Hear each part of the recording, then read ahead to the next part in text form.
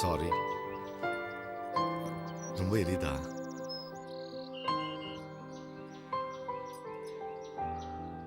என் மேல கோவம் இல்லையே? இருக்கு. ம்.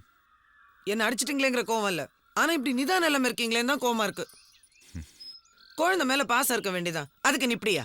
அது அவ திடீர்னு கத்துன்னு எனக்கு டென்ஷன் ஆயிடுச்சு. அவளை தூக்கிக்கிட்டு ஹாலுக்கு வரதுக்குள்ள கண்ணை இருட்டுச்சு தெரியுமா? சரி.